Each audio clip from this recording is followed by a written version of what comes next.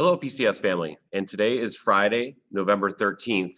And thank you for joining me on this weekly update. And for some, Friday 13th brings a little bit of mystery and intrigue with it. But I'll be honest with you, given it's 2020, every day of this year has felt like Friday 13th. So I don't think today is going to be any different. So no worries. We're going to keep plugging along and moving forward as we have all year. So, but once again, I hope you've all had a great week. I do appreciate you just carving out a little bit of time to have me speak with you. I think it's important to hear the message. And although I could provide a lot of this information in the email, I think having this type of venue to communicate is more personal. I think I can get a little more context. I know they're a little bit more lengthy, but I think right now, building trust, building just reassurance that we're working together and extenuating circumstances, and hear my voice and just the things I have to share, I think is extremely valuable. So I appreciate the feedback that I've gotten. I've gotten a lot of positive feedback regarding these messages. So once again, thank you for just making a little bit of time for me to speak with you today or the weekend, or when you have an opportunity to view this video. So obviously, COVID is kind of taking hold once again. It's been a big part of our lives and teaching and learning here at PCS, but obviously things are evolving very quickly. So it's becoming even more a bigger part of what we're doing and what we're focusing in and what we're trying to prepare and plan for. So that's really what I'd like to talk with you about this week. And so I'm just going to start with just a quick update. Obviously, we know that the rates in the state of Michigan, throughout this country, but here in the state, have increased significantly in a very short amount of time. I believe the rate of infection in the state of Michigan is about 10.5%. Could be a little bit higher than that. In Livingston County, we're right there on par with that. And Livingston County has been one of the counties that has unfortunately really spiked significantly. And so that's definitely a cause for concern. Things that we're paying close attention to, the conversations we're having with the health department, and just the data that we're really taking a look at. And obviously these are concerns. But when we're here in Pinckney Community Schools, as we've done since the onset back in August, we're looking at our data locally, not only in the county, but here in our region. And I can say that here in Pinckney Community Schools, our rate of infection for students is extremely low. It's much below 1%. I think when I computed it, it was like 0.008, if not lower. And the same goes true for our staff, that the rate of infection for both our students and our staff remain extremely low. And that's really what we want to focus on when we're looking at making decisions. We're going to use that data, and that's really important. This past week, we've had, I would say, a nice week compared to what we've had to contend with, especially last week. Obviously, we don't want anybody inflicted with COVID, but when we look at the data this week, we've only had 2 cases here in Pinckney Community School. One is a high school student that we've had, and just recently we found out one of our valuable custodial members who works the evening shift has tested positive. And so those numbers are extremely low. And the number of quarantine students we've had has probably been cut in half. I think as of this morning, we have about approximately 70 individuals who are being quarantined. And so our numbers in schools that are occurring are not happenstance. And I truly believe, and I think the evidence speaks for itself, that it is a direct result of the continued efforts that we have to implement our safety protocols. And I believe that the masks are the #1 deterrent in mitigating the spread of this virus. And often, I always say that schools reflect our society, reflect our community. And right now, that's not true. What we're doing in schools does not reflect that. The infection rate does not reflect what you're seeing in the county and throughout the state, because what we're doing here is not being replicated in most areas outside of school. From the time that you walk into the building with the mandatory masks, continuing cleaning and sanitizing at night, and being conscious of our social distancing as much as we can. It's definitely this is evidence. If you ever look for evidence of what works, look at the schools. And I know that not everybody believes that the masks are effective, or they have their own personal beliefs regarding masks, but I think the evidence speaks for itself. And just earlier this week, the CDC has come out with even further data to say that the masks not only do an adequate job, or better than adequate, helping protect one another, it helps protect ourselves from possible exposure to COVID or any other infectious disease. And we are seeing decline of students at this time of year with flu-like symptoms and flu illnesses and colds, that we're not getting them. But I think when we look at years past, those have hit us pretty hard. And right now, we're not seeing that same type of infection with even just things such as the flu. So we're going to continue doing that. And I'm proud to say that the plan we have in place, the safety protocols are doing exactly what they're intended to do. So if you're not already aware that every school is required to put a COVID dashboard on their website, and we have a COVID website specifically for COVID related information, but we also have our dashboard here. And I do want to share that with you just to make sure that you can stay on top of the information that we do have. So I'm going to go ahead and share my screen, and I'm going to make sure that I stopped sharing it last week.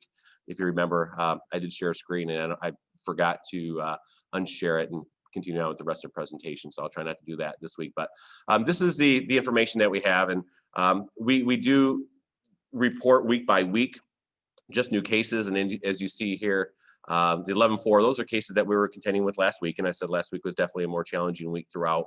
But this week, starting 11-9, you can see the high school case that I reported, and we just learned of the custodial case, so we need to up that today, so that will get put up there. But you can take a look at that, and then if you just scroll through, we're required as well, a little bit too far, to also put the counts per building, and this is for the entire, this is just a running count. And so as you can see, we have probable cases that we have to identify, but then to confirm cases by building. And you still see that overall our numbers are extremely low, and they remain that way. In our K3 buildings, we've had one confirmed case, and that was of a staff member. You can see that at Navigator and Pathfinder, and then at the high school. So even primarily Pathfinder, between Pathfinder and high school, we have 9. That's pretty typical with our older students who are more mobile and out and about. But even as a district, 13 total cases is extremely low. And what we want to do is continue that and keep it that way, because if we can, I think we have a very good shot to keeping schools open, because that's what we want. We want safe schools, we want safe students, and we want safe staff. And we continue doing everything we've been doing, from screening our kiddos in the morning, keeping them home when they're sick, is really been extremely helpful. And then just making sure we're going to continue doing what we're doing here in school. So, we're going to increase our chances to keep face-to-face instruction going as long as we possibly can. So this is the dashboard. I know some parents have asked me about identifying quarantine students and how come we don't put the number of quarantine students on here, for really 2 reasons. First off, that is a daily moving target. It changes because we have people coming in and out of quarantine almost every day, because it just depending on when they go in, the date. So that's an extremely hard task to stay on top of. And some districts are fortunate enough to be able to hire full-time people to just take care of COVID stuff. And some bigger districts have done that. We're a smaller district. We're very resourceful. We all just take on many different roles. And the COVID role that has been taken on by our new director of HR, Kathy Robinson, and upon learning a new job and all her responsibilities, she's taken on COVID, and that's almost become a full-time job in itself. And so just credit to her for keeping us up to date, but also it's very challenging to stay on top of the quarantine. And more importantly, quarantine numbers are not an indication of safety. Many of our quarantines actually occur because things happen outside of school. Unfortunately, I spoke about there were parties over Halloween weekend. We had several individuals who contracted COVID or had to be quarantined because of that. And if we report those quarantine numbers, that's not really reflective of our schools. And if we have 100 to last week, over close to 150 individuals quarantined, that doesn't mean that our schools aren't safe. That means that things have happened that they've been considered a close contact for whatever reason, and they have to stay home. And so I think that can give a false sense if people see this high number of quarantine that things are not safe. The number you want to look at are cases, and that's what we're looking at. Is even in the health department, there's no data about people being quarantined, because it's not reflective of a safety health issue. That's just more of a precaution issue. And so that's the primary reason that we don't provide that quarantine information on there. So I am going to go ahead and stop sharing this time, so I don't continue on. But so obviously, as I stated, things are definitely changing, and we're paying close attention to the surge that we're experiencing in our state and our county. And as we always do, we're beginning to think and plan for possible scenarios. And I think we'd be negligent if we're not already doing that, and we are, because I think we're going to have to take a transition one way or another in the upcoming weeks and months ahead. And I wanted to share what are the scenarios that we're looking at. And right now, I think there's four primary scenarios that we need to consider and try to plan and prepare for the best that we can. And the first scenario is truly just staying on the path that we're on, as I just alluded to, looking at the data and trying to move forward, keeping everybody safe. And that path is offering face-to-face instruction for all students K-12, and offering, we have the PCS Virtual Academy available as well. And this is going to largely depend on our COVID numbers I just shared for our dashboard, which are extremely low right now, and we want to keep them that way. And also equally important, I've already stressed this in past messages, is our availability of human resources. We have to be able to continue offering a safe and a productive learning environment. And that is becoming more and more of a challenge. And that kind of ebb and flows. This week, it's not that we haven't had challenges, but they were easily managed compared to what we had to do last week. But you're seeing schools close and go full remote in the area. I believe I just heard about South Lyon moving to full remote once again. And it's due in large part to just a staffing issue. And when you have a large portion of your staff or students, and it can be support staff, it can be administrators, it can be custodians, bus drivers, all staff. When you have a large portion, we cannot continue offering the same educational experience. And so schools are choosing to go remote for that number one reason. And that is something we've got to strongly consider as well. And so first off is making sure everybody's safe and healthy, from our students and obviously for our staff as well. But also we have to have the appropriate number of people to be here. And there's just a lack of availability in terms of subs across the board for every position. And so that's something that we have to take into consideration. But that's scenario number one. And that's what I think we want.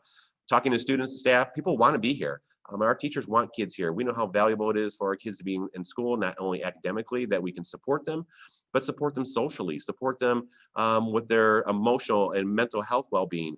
You're seeing reports about just the strain on our students' mental health well-being from being at home for so long. And doctors and pediatricians are sharing the same information. So we know how valuable it is to keep kids here, and also just the strain that can occur at homes with families and work and situations. So we take all these things in consideration. And so that's number one scenario. Number two scenario is we may have to put the pause button on one specific school. There may be a specific school because of, once again, increased rates of infection and maybe numbers of quarantines, and human resources, staff available. So you may see a specific school, which we've had to do this for one day at both high school and Pathfinder, but it may be a week or two that a specific school may have to put the pause button on the entire school going full remote. So that's definitely a scenario that may have to happen. And some of those happen very quickly, just because of things can transpire in an hour in the evening.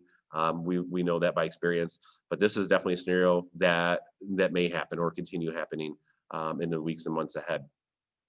Number three, I think we have to take a look at the possibility of moving just a portion of our district to remote learning. And I showed the data that we have in our dashboard and broken down by schools. And we want to take and do the best thing that we can for our district, for our students and our family, and for our staff. And so there may be an instance where we may just move a portion of our district to remote learning. For example, maybe looking at moving grades 7 through 12 to remote learning for a period of time, and then keeping K-6 in face-to-face instruction. And there's a variety of reasons for that. First off, we are seeing, not only here, but trends throughout the county, is that a majority of COVID cases are happening with students grades 7 through 12. And that is primarily because they're more mobile. They have cars, they have jobs, they're in athletics, they're out and about. They're more social and obviously more independent. And so we're seeing that occur. And also from the staffing challenges are occurring, the significant ones. They're not occurring at the K-6 level, because they are, but even more significantly at the 7 through 12 level, just because the number of classes, 7 periods in a day, just the diversity we have in schedules. And so that could help alleviate some of those and actually free up some resources to help support K-6 from even, whether it's bus drivers, whether it's parapro support, whether it's any support that we have. We can kind of then funnel some of that to a K-6 model that remains face-to-face. And obviously we know keeping kids K-6 here in school, I think, is even more important, especially those younger kiddos, learning those fundamental skills of reading and writing, and just the technology. They're less independent at home to work.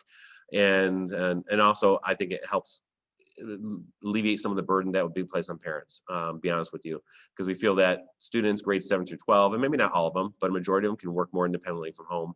And we know that our younger students need side-by-side support from parents. And so the last thing we want to do is try to put more burden on parents who have to go to work, especially our parents. And we have many in this community who are healthcare workers, just given how many work in both, whether it's U of M health system, St. Joe's health system. And right now we need those folks. Our hospitals are starting to be strained. They're seeing some of the similar challenges that we're facing with staffing and with keeping their staff safe and able to come to work. And we know this increase is going to have a direct impact on them, and we need those folks there. They can't afford to stay home. So we're trying to take all these things in consideration and be very thoughtful when exploring all our scenarios. So that's scenario number 3. That obviously something that we're thinking of and exploring about the possibilities. Lastly, the last scenario is probably the most extreme. That is moving the entire district K-12 to full remote, and that's something that is definitely a possibility, and you're seeing this happen throughout. And this is, obviously just like anything else, due directly into COVID rates that we're seeing. It's about, keeping everybody healthy and safe. And also, if we're just seeing a systemic issue with human resources and challenges across the board, this is going to have the biggest impact on all our students. It's going to have the biggest impact on our community and our parents. And it's not something that we're going to take very lightly and have to be very thoughtful about. But once again, there's a lot of things outside our control. We're doing a great job with the things we can control, but we also have to be realistic and understand there's other things outside our control. And if it comes to keeping everybody safe and healthy, from all our staff to our students, this is something that we may have to do. And it's not going to be an easy decision, but one that we're going to be very intentional and thoughtful about. And also with all these, try to give parents and staff as much opportunity to be prepared. And so if we make a decision, we don't want to make a decision, then boom, it happens tomorrow. Now, if we have to pause a school because of a situation, that may have to happen. But anything that's long-term, we want to be thoughtful. We want to make sure that people can, our teachers plan accordingly to make that shift to full remote. But equally important for our parents to have to think about possible childcare or shifts in their work schedules. I do want to let you know that Brian Wardlow, who oversees our community ed and latchkey, he's already been thinking about opportunities to offer full day latchkey services to students if the need is there. And that's something that we have to offer because we're not able to keep our K-6 students in school, because that's really who utilizes our latchkey services. And so we're being thoughtful about that. And I think he's preparing a survey to send out just to see what the interest would be. So we're looking at all different things. So this is where we're at right now. But once again, we want to be very thoughtful and intentional with everything we do, because we know all these decisions are going to impact everybody differently. And and some people are going to be really appreciative of what we do, and other people are not going to be happy. And we understand that it's a tough decision, but in the end, when you keep health and safety of everybody at the forefront, and also just the management part of running the school district, and so those are really the 2 primary factors, and keeping close eye on all those numbers on a daily basis. And so continuing our work with the health department and working with our county colleagues is going to continue happening. So we'll keep you informed as we're doing. And if something happens, I will immediately share that information and the plan with our school community as soon as I'm able to. So before I wrap this up, just want to say the last 2 weeks, we've had conferences occurring throughout the entire district. I just want to say kudos to all our teachers for pivoting, changing on how we have done conferences in the past, and offering many Zoom sessions. I've seen teachers even add time, and just a credit to them. They just go above and beyond, as they always have, to help provide this support and this opportunity for parents to hear about the progress of their child. It's been difficult because parents haven't been in the building as they generally have in the past. So lending out this opportunity to meet at night in our homes via Zoom, I think has worked extremely well. And just credit once again to everybody. And I'm excited because once again, these are things that we can utilize for the future. There's definitely some convenience, especially parents who work late at night and teachers who have just a variety of responsibilities, both personal and professionally. So we're going to look for getting feedback about these surveys and getting feedback from community members and staff members about conferences, and maybe we can begin looking at opportunities once again to utilize technology to communicate, to share information. So thank you. If you haven't had an opportunity to connect with your teacher, you can always reach out to all of us via email, phone call, if there's something that you need, or just have a conversation. So please don't think because conference window time is over that you can't reach out to us, because we're always here for you. So I want to thank you once again. Thank you for your support. You've been great with your support and just being here for us since the onset back in August. Whatever transition we may need to take in the next weeks, months ahead, I know that support's going to continue, your encouragement. So thank you, and have a great weekend. Hope you're all doing well. And once again, I look forward to speaking with you again next week. Take care.